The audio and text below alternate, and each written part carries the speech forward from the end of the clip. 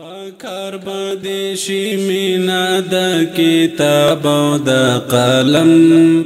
د عمر موږ ستاسو لپاره پکار دادی چې موږ دغه نعمتو څخه د الله پاک او دغه فیروزوینې څخه د امارت اسلامي یا د معارف د وزارت چې د دې یو عظیم استفاده وکړو. په روایتو کې راځي دوستان مبارک علیه الصلاة والسلام وایي چې کله د قیامت ورځ شي او د انسان قدمونه د ځای څخه ښویېدلي نه وي د ځای څخه ښویېدلي نه وي یا د هر څه څخه د مخکې به د انسان څخه د 5 شیانو په باره کې پوښتنه کېږي. هغه 5 شیان مبارک علیه الصلاة والسلام چې شی یاد کړي دي هغه مبارک علیه الصلاة والسلام د انسان د عمر د زندګي د دې په باره کې به د انسان څخه د هر څه څخه مخکې پوښتنه کېږي. موږ تاسې الحمدلله مسلمانان یو او پر ورځ د آخرت باندې ایمان لرو، پر الله پاک باندې ایمان لرو، پر دې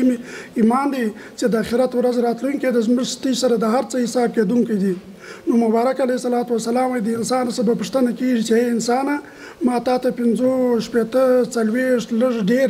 دونه عمر زندګي مې درله درکړې وه، دا زندګي تا په چیش کې وګزارله، دا زندګي دې په چیش کې تېره کړه، د الله په طاعت په عبادت کې دې تېره کړه او که دې په نافرماني کې تېره کړله او د خدای د مخلوق خدمت دې کوي او که دې د هغو ته ازار او تکلیف چې دې هغه دې ورله ورکوي، د چیش دپاره دې دا زندګي دې په څه کې تېره کړله. او دغه رقم مبارک علیه الصلاة والسلام وایي چې د انسان څخه د ځوانۍ په باره کې پوښتنه کېږي چې الله پاک وایي ما تا ته ځواني درله درکړې وله او صحت مې درله درکړی ولو او طاقت مې درله درکړی ولو، تا د خپل ځواني او د خپل طاقت د خپل علم د خپل پوه دا تا په چیش کې مصرف کړه. کار دی د تعلیم او تربیې لوی مسؤلیت ورونو غواړي همت ورونو.